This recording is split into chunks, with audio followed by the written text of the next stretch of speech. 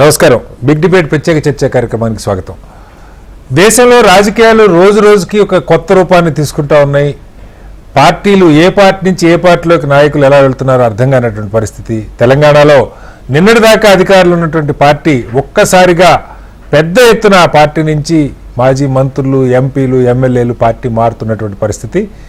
పోటీ చేయడానికి ఎన్నికల్లో సీట్లు ఇస్తున్నప్పుడు కూడా బయటకు వెళ్తున్న పరిస్థితి ఇక్కడ తెలంగాణలో చూస్తున్నాం. గతంలో కాంగ్రెస్ తెలంగాణలో ఇదే దశ దాటి వాళ్ళ ముందుకు వచ్చినటువంటి పరిస్థితి. 2023లో బీజేపీ ఎప్పుడైతే ఇక్కడ ఎదగదు అనుకున్నటువంటి పరిస్థితి ఉందో ఆ రోజు బీజేపీ నుంచి కూడా అనేక మంది ఇతర పార్టీలకు వలస వెళ్ళిపోయిన పరిస్థితి.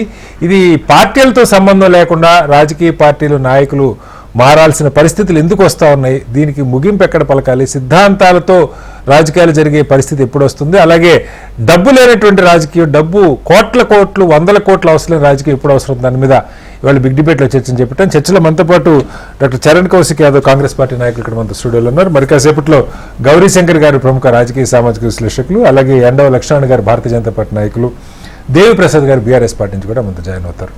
ముందుగా చరణ్ గారు ఒకటి చెప్పండి సార్. ఇవాళ మీ పార్టీలోకి వస్తుండొచ్చు, మీకు సంతోషంగా ఉండొచ్చు, నీకు దాని గురించి ఎవరు తప్పట్రు.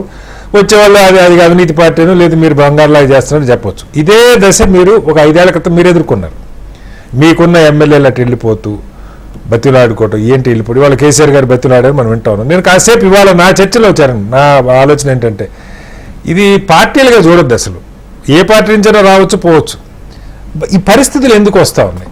పార్టీల నుంచి ఒక్కసారి 2 నెలలు కాల 3 నెలలు అయింది ఆ పార్టీ ఓడిపోయి, అధికారంలో ఉన్న పార్టీ. ఒక్కసారి పార్టీలు మెజారిటీ వెళ్ళిపోతున్న ట్రెండ్ కనపడుతుంది. వెళ్ళిపోవాలని కోరుకోవట్లే, వెళ్తారో వాళ్ళు తెలియదు, కానీ ఆ ట్రెండ్ అయితే కనపడుతుంది. రేపొద్దున ఇంకోసారి మీరు అధికారంలో రాకపోతే మీ దగ్గర నుంచి కూడా వెళ్ళిపోతారు. ఇది మీరు కాదంటే అది మనం మోసం చేసుకోవటం. ఏంటి ఇప్పుడు మీలాంటి ఈ యువకులు రాజకీయాల మీద ఆసక్తితో విద్యార్థి దశ నుంచి రాజకీయాల్లో ఉన్నవాళ్ళు అసలు ఈ రాజకీయాల్లో ఎదిగే అవకాశం కనపడుతుందా? ఎమ్మెల్యేగా మీరు పోటీ చేయాలన్నా 100 కోట్లు ఖర్చు పెట్టి, లేదు మీరు ప్రతిపక్ష పార్టీలో ఉంటే మీ మీద ఏ కేసులు, మీరు ఇన్కమ్ ట్యాక్స్ కట్టలేదనో లేదా ఇంకోటి అని చెప్పి మీ మీద కేసులు పెట్టు, సిబిఐలు, ఈడీలు ఇది జరుగుతూ ఉంటాయి. రాష్ట్రంలో ఉన్న ప్రభుత్వాలు అయితే ఆ కేసులు ఈ కేసులు ఏదో రకరకాలు. అంటే అసలు దీనికి పరిష్కారం ఎట్లా? ఒక యువకుడిగా మీరేమనుకుంటున్నారు సార్? వ్యక్తిగతంగా అయితే వాస్తవంగా మీరు అన్నది వాస్తవం. ఎలక్షన్లు అంటే ఖర్చు, ఎలక్షన్లు అంటే మామూలు ఖర్చు కూడా కాదు కదా. ప్రస్తుతం అయితే ఒకప్పుడు ఏదో కోట్ల రూపాయలు ఖర్చు అవుతుందని చెప్పేవాళ్ళు, కానీ ఇప్పుడు మినిమం 50 కోట్లు ఉన్నాయని చెప్పే పరిస్థితి ఎమ్మెల్యేకి. అది రిజర్వ్ కాన్స్టిట్యూన్సీ లో కూడా ఆ సంస్కృతి వచ్చేసింది. అంటే అది గ్రామీణ ఎక్కడో మారుమూల అడవి ప్రాంతంలో ఉన్నటువంటి నియోజకవర్గంలో కూడా పెద్ద ఎత్తున ఖర్చు అవుతా ఉంది. దానిలో భాగంగా ఒకనాడు పార్టీ మారినప్పుడు రాజీనామా చేసి మళ్ళీ ఎలక్షన్లు పోయే పరిస్థితి. ఈనాడు ప్రధానంగా రాజీనామా చేయకపోవడానికి ప్రధానంగా ఖర్చే ప్రధాన సమస్యగా భావిస్తూ ఉన్నారు.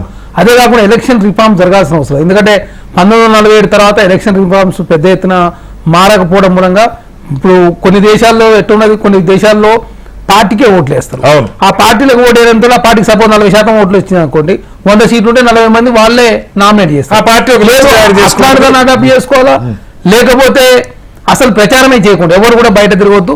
టీవీల ద్వారా ఎలక్షన్ కమిషన్ ఇంటర్వ్యూలు నిర్వహిస్తారు. దాంట్లో తన అభిప్రాయం నచ్చింది అనుకో ప్రజలకు, అతనే ఎన్నుకోవాలా.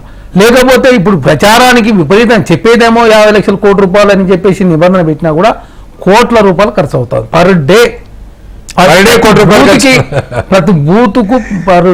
ప్రతి బూతుకు 30,000 రూపాయలు ఇచ్చే పరిస్థితి హైదరాబాద్ ఉన్నది. 30,000 రూపాయలు పర్ డే అంటే 18 రోజులు అంటే ఒక బూతులు అన్ని ఖర్చు అయినప్పుడు మా ఉప్పల్ లాంటి నియోజకవర్గంలో 500 పైచిరుకుంటాయి. అంటే రోజుకి ఎంత ఖర్చు అయితే అర్థం. అంటే 1 కోటి చిల్లర ఖర్చు అయినప్పుడు 18 రోజులు 18 కోట్ల రూపాయలు అయిపోయినప్పుడు మిగతా మీటింగ్ల ద్వారా కావచ్చు, ప్రసార మాధ్యమాలకు సంబంధించి కావచ్చు, సోషల్ మీడియా కావచ్చు, ఈనాడు జనాలు ఎక్కడ కూడా ఫ్రీగా రావట్లేదు. మీటింగ్ పెడితే నీకు కనీసం తలకాయ 400 రూపాయలు 500 రూపాయలు అయిపోతే మీటింగ్ రాదు. మీటింగ్ వచ్చిన కూడా గతంలో 10 గంటలు 12 గంటలు కూర్చునే పరిస్థితి లేదు. 3 గంటల్లో క్లోజ్ కావాలా.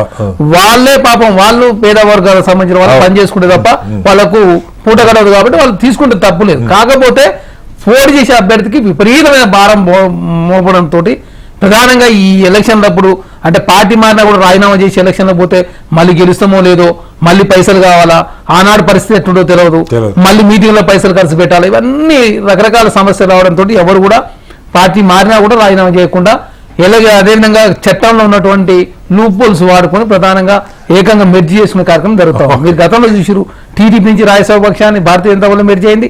తెలంగాణ రాష్ట్రంలో 2014 అంటే 63 స్థానాలు గెలిచిండు. సరే గవర్నమెంట్ పడిపోతుంది కాబట్టి తీసుకుంటే తప్పలేదు. కానీ 88 స్థానాలు వచ్చిన తర్వాత కూడా కాంగ్రెస్ పార్టీ నుంచి 12 మంది ఇండిపెండెంట్ గెలిచిన వాళ్ళు ఇద్దరికి తీసుకోవడంతో ప్రధానంగా తెలంగాణ రాష్ట్రంలో సంక్షేమం అంటే ఇప్పుడు ఈ పరిస్థితి కారణం అదే అని చెప్పి నేను ఇది భావిస్తాను. కేసీఆర్ గారు మొదలు పెట్టింది కాదు, ఎప్పటి నుంచో ఉంది. ఈ మధ్య స్పీడప్ అయింది. వాళ్ళైనా మీరైనా ఒకసారి మనతో దేవిప్రసాద్ గారు ఎండో గారు జాయిన్ అయ్యారు.